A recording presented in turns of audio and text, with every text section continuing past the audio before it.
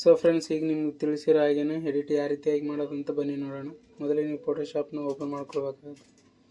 ಇಲ್ಲಿ ಕ್ರಿಯೇಟ್ ನಾವು ಮೇಲೆ ಕ್ಲಿಕ್ ಮಾಡಿಬಿಟ್ಟು ನಿಮ್ಗೆ ಯಾವ ರೇಷಿಯೋ ಬೇಕು ಆ ರೇಷಿಯೋನ ತೊಗೊಳ್ಳಿ. ನಾನು ಪೋಸ್ಟರ್ ರೇಷಿಯೋನ ತೊಗೊಂಡಿದ್ದೀನಿ. ಈಗ ಇಲ್ಲಿ ಫೈಲ್ ಮೇಲೆ ಕ್ಲಿಕ್ ಮಾಡಿಬಿಟ್ಟು ಇಲ್ಲಿ ನಾನು ಇಮೇಜ್ನ ಲಿಂಕ್ ಮಾಡ್ಕೊಳ್ತಾ ಇದ್ದೀನಿ. ಇಲ್ಲಿ ಒಂದು ಬ್ಯಾಕ್ಗ್ರೌಂಡ್ ತೊಗೊಳ್ತಾ ಇದ್ದೀನಿ.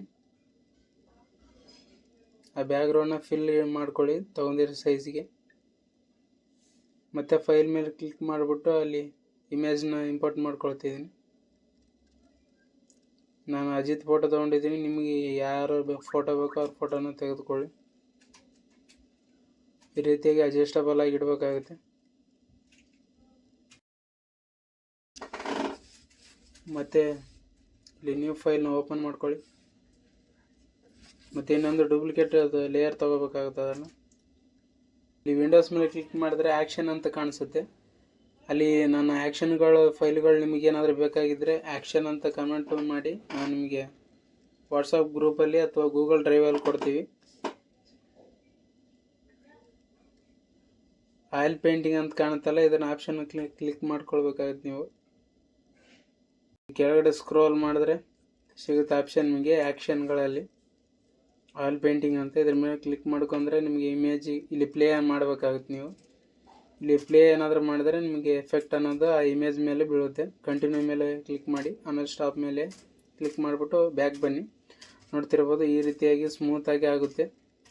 ನಿಮ್ಗೆ ಯಾವ ಇಮೇಜ್ ಬೇಕೋ ಆ ಇಮೇಜ್ನ ಇಲ್ಲಿ ತೊಗೊಂಡು ಇದನ್ನು ಕಾಪಿ ಮಾಡಿಬಿಟ್ಟು ಒರಿಜಿನಲ್ ಲೇಯರ್ಗೆ ಆ್ಯಡ್ ಮಾಡ್ಕೊಳ್ಬೇಕಾಗುತ್ತೆ. ಇದನ್ನ ಈಗ ಮೊದಲಿಗೆ ಸೇವ್ ಮಾಡ್ಕೊಳ್ಳೋಣ ಈ ಫೋಟೋನ ವಿತೌಟ್ ಬ್ಯಾಕ್ಗ್ರೌಂಡು.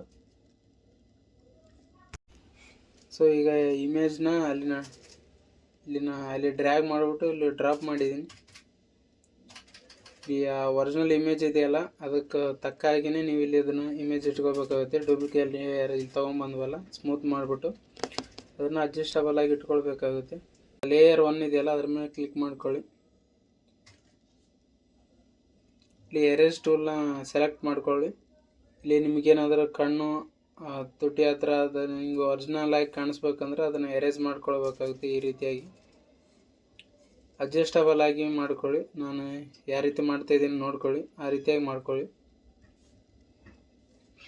ಹಿಂದೆ ಬ್ಯಾಕ್ಗ್ರೌಂಡ್ ಇಮೇಜ್ ಇದೆಯಲ್ಲ ಅದರ ಸೈಜಿಗೆ ಕರೆಕ್ಟ್ ಆಗಿದ್ರೆ ಮಾತ್ರ ಅದು ಚೆನ್ನಾಗಿ ಬರುತ್ತೆ, ಇಲ್ಲಾಂದರೆ ಸರಿ ಬರಲ್ಲ. ಈ ಐಸ್ ಹತ್ರ ಬಂದು ಎರೇಸ್ ಮಾಡಬೇಕಾಗುತ್ತೆ. ಯಾಕಂದರೆ ಚೆನ್ನಾಗಿ ಕಾಣಬೇಕು, ಕಣ್ಣು ಅನ್ನೋದು ನೀಟಾಗಿ ಕಾಣೋ ಥರ ಅಷ್ಟು ಎರೇಸ್ ಮಾಡ್ಕೊಳ್ಳಿ. ಇಲ್ಲಿ ತುಟಿಗಳ ಹತ್ರ ಅಲ್ಲಿ ಕೂಡ ಎರೇಸ್ ಮಾಡ್ಕೊಳ್ಳಿ ಚೆನ್ನಾಗಿ ಕಾಣಬೇಕಾದ್ರೆ. ಈ ರೀತಿಯಾಗಿ ಎರೇಸ್ ಮಾಡ್ಕೊಳ್ಬೇಕಾಗುತ್ತೆ. ನೋಡ್ತಿರ್ಬೋದು ನೀವು ಎಷ್ಟು ನೀಟಾಗಿ ಕಾಣುತ್ತೆ ಅಂತ. ಈ ರೀತಿಯಾಗಿ ಕಾಣಿಸ್ತಿರುತ್ತೆ. ಈಗ ನೀವು ಇದಕ್ಕೆ ಎಫೆಕ್ಟ್ಗಳು ಆ್ಯಡ್ ಮಾಡ್ಬೇಕಂದ್ರೆ ಫೈಲ್ ಮೇಲೆ ಹೋಗಿ ಇಮೇಜ್ಗಳು ಈ ಥರ ಕಲರ್ ಓವರ್ಲಿ ಇರೋ PNGಗಳನ್ನು ತೊಗೊಳ್ಬೇಕಾಗುತ್ತೆ. ನೀವು ಇಲ್ಲಿ ಗ್ರೀನ್ ಕಲರ್ ಇದೆಯಲ್ಲ ಇದನ್ನು ಆಯ್ಕೆ ಮಾಡ್ಕೊಳ್ತಾ ಇದ್ದೀನಿ ನಾನು. ಇಲ್ಲಿ ಬ್ಲೆಂಡಿಂಗ್ ಆಪ್ಷನ್ ಮೇಲೆ ಬಂದರೆ ಇಲ್ಲಿ ಮಲ್ಟಿಪ್ಲೈ, ಸ್ಕ್ರೀನ್, ಲೈಟನ್ ಕಾಣುತ್ತೆ. ಆ ರೀತಿಯಾದ ಆಪ್ಷನ್ಗಳು ಕಾಣುತ್ತೆ. ಓಕೆ ಮಾಡಿ.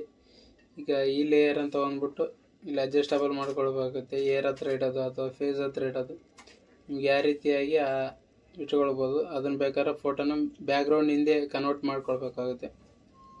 ಈ ರೀತಿಯಾಗಿ ಅಡ್ಜಸ್ಟ್ ಮಾಡ್ಕೊಳ್ತಾ ಇದ್ದೀನಿ ನಾನು. ನಿಮ್ಗೆ ಯಾವ ರೀತಿ ಬೇಕೋ ಆ ರೀತಿಯಾಗಿ ಅಡ್ಜಸ್ಟ್ ಮಾಡ್ಕೊಳ್ಳಿ. ಬ್ಲೆಂಡಿಂಗ್ ಆಪ್ಷನ್ ಬನ್ನಿ. ಮತ್ತು ನೀವು ನೋಡ್ತಿರ್ಬೋದು ಇಲ್ಲಿ ಕಲರ್ ಯಾವ್ದು ಬೇಕೋ ಅಡ್ಜಸ್ಟಬಲ್ ಮಾಡ್ಕೊಳ್ಳಿ, ಯಾವ ರೀತಿ ಬೇಕೋ ಆ ರೀತಿ. ಇಲ್ಲಿ ಮಲ್ಟಿಪ್ಲೈ ಆಪ್ಷನ್ಸ್ಗಳಿದೆ. ಇಲ್ಲಿ ನಿಮಗೆ ಸಾಕಷ್ಟು ಕಾಣುತ್ತೆ. ಅದರಲ್ಲಿ ನಿಮಗೆ ಯಾವುದೋ ಚೆನ್ನಾಗಿ ಕಾಣುತ್ತೆ ಅದನ್ನು ಆಯ್ಕೆ ಮಾಡ್ಕೊಳ್ಳಿ. ಇಲ್ಲಿ ನಾನು ಸ್ಕ್ರೀನ್ ಅಥವಾ ತೊಗೊಳ್ತಾ ಇದ್ದೀನಿ. ಇದನ್ನು ಚಿಕ್ಕದು ಮಾಡ್ಕೊಳ್ಳಿ. ಯಾವ ರೀತಿ ಬೇಕೋ ಆ ರೀತಿ ಅಡ್ಜಸ್ಟ್ ಮಾಡ್ಕೊಳ್ಬೇಕಾಗುತ್ತೆ ನೀವು. ಆಮೇಲೆ ಫೈಲ್ ಮೇಲೆ ಕ್ಲಿಕ್ ಮಾಡಿಬಿಟ್ಟು ಬೇರೆ ಕಲರ್ನ ತೊಗೊಳ್ತಾ ಇದ್ದೀನಿ. ಇದನ್ನು ಮತ್ತು ಇಲ್ಲಿ ಬ್ಲೆಂಡಿಂಗ್ ಆಪ್ಷನ್ ಮೇಲೆ ಹೋಗ್ಬಿಟ್ಟು ನಿಮ್ಗೆ ಅದನ್ನು ಸ್ಕ್ರೀನ್ ಮಾಡ್ಕೊಳ್ಬೇಕಾಗುತ್ತೆ. ಈ ರೀತಿಯಾಗಿ ಸ್ಕ್ರೀನ್ ಆಪ್ಷನ್ ಮೇಲೆ ಕ್ಲಿಕ್ ಮಾಡ್ಕೊಳ್ಳಿ. ಇಲ್ಲಿ ಓಕೆ ಕೊಟ್ಕೊಳ್ಳಿ. ಇಲ್ಲಿ ಅಡ್ಜಸ್ಟಬಲ್ ಮಾಡ್ಕೊಳ್ಬೇಕಾಗುತ್ತೆ ಇದೊಂದು ಕೂಡ.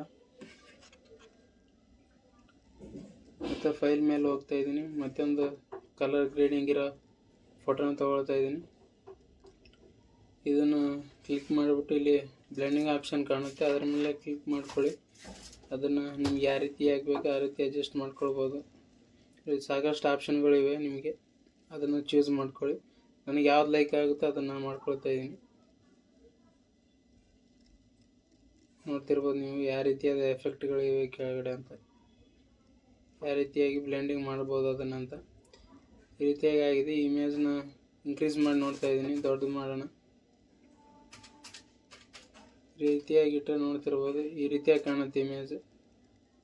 ನಿಮ್ಗೆ ಇನ್ನೂ ಚೆನ್ನಾಗಿ ಬೇಕಾಗಿತ್ತಂದರೆ ನೀವು ಅಡ್ಜಸ್ಟಬಲ್ ಮಾಡ್ಕೊಳ್ಳಿ, ಅಥವಾ ಇವ್ರನ್ನ ಎಕ್ಸ್ಟ್ರಾ ಏನಿದೆಯಲ್ಲ ಗ್ರೀನ್ ಮತ್ತು ಪಿಂಕು ಅವ್ರನ್ನ ಡಿಸೇಬಲ್ ಮಾಡಿ ನೋಡೋಣ ಯಾವ ರೀತಿ ಕಾಣುತ್ತೆ ಅಂತ.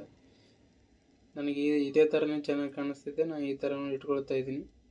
ಬ್ಯಾಕ್ಗ್ರೌಂಡ್ ಹಿಂದಕ್ಕೆ ಹಾಕಿ ನೋಡಿದೆ ಯಾವ ರೀತಿಯಾಗಿ ಕಾಣಿಸುತ್ತಂತ. ಈ ರೀತಿಯಾಗಿ ಫೈನಲಿ ನಿಮ್ಮ ಇಮೇಜ್ ಅನ್ನೋದು ರೆಡಿ ಆಗಿರುತ್ತೆ. ನೋಡ್ತಿರ್ಬೋದು ನೀವು. ಪೋರ್ಟ್ರೇಟಲ್ಲಿ ಆಯಿಲ್ ಪೇಂಟಿಂಗ್ ಪಿ ಸಿಯಲ್ಲಿ ಯಾವ ರೀತಿಯಾಗಿ ಮಾಡಬಹುದು ಅಂತ ಇವತ್ತಿನ ವಿಡಿಯೋ ಆಗಿತ್ತು. ಇಲ್ಲಿ ಎಕ್ಸ್ಪೋರ್ಟ್ ಮೇಲೆ ಕ್ಲಿಕ್ ಮಾಡ್ಕೊಳ್ಳಿ, ಸ್ವಲ್ಪ ಟೈಮ್ ಹಿಡಿಯುತ್ತೆ. ಇಲ್ಲಿ ಎಕ್ಸ್ಪೋರ್ಟ್ ಮೇಲೆ ಕ್ಲಿಕ್ ಮಾಡಿದ್ರೆ ನಿಮ್ಮ ಇಮೇಜ್ ಅನ್ನೋದು ನಿಮ್ಮ ಗ್ಯಾಲರಿಗೆ ಸೇವ್ ಆಗಿರುತ್ತೆ. ನಿಮಗೆ ಟೈಟ್ಲ್ ಅನ್ನೋದು ಯಾವುದಾದ್ರೂ ಇಡಬೇಕಾಗಿದ್ರೆ ಟೈಟ್ಲ್ ಇಟ್ಕೊಳ್ಳಿ. ಇವಾಗ ಬ್ಯಾಕ್ ಬರೋಣ, ನೋಡೋಣ ಇಮೇಜ್ ಅನ್ನೋದು ಎಷ್ಟು ಅಟ್ರಾಕ್ಟಿವ್ ಆಗಿ ಕಾಣ್ತಿದೆ ಅಂತ ನೋಡೋಣ. ಇಲ್ಲಿ ಗ್ಯಾಲರಿಗೆ ಆಪ್ಷನ್ ಬಂದೆ, ನಾನು ಇಲ್ಲಿ ಡೌನ್ಲೋಡ್ಸ್ ಮೇಲೆ ಕ್ಲಿಕ್ ಮಾಡ್ತಾ ಇದ್ದೀನಿ. ಇಮೇಜ್ ಅನ್ನೋದು ಎಲ್ಲಿ ಬಂದಿದೆ ಅಂತ ನೋಡ್ಕೊಳ್ಳೋಣ. ನೋಡ್ತಿರ್ಬೋದು ಇಮೇಜ್ ಈ ರೀತಿಯಾಗಿ ನಿಮ್ಗೆ ಫೈನಲಿ ಔಟ್ಪುಟ್ ಈ ರೀತಿಯಾಗಿದೆ. ಇನ್ನು ಹೆಚ್ಚಿನ ವಿಡಿಯೋಗಳಿಗಾಗಿ ನಮ್ಮ ಈಗಲ್ ಎಡಿಟ್ ಚಾನಲ್ನ ಲೈಕ್ ಮಾಡಿ, ಸಬ್ಸ್ಕ್ರೈಬ್ ಮಾಡಿ. ಧನ್ಯವಾದಗಳು ಫ್ರೆಂಡ್ಸ್. ಇದಾಗಿತ್ತು ಇವತ್ತಿನ ವಿಡಿಯೋ.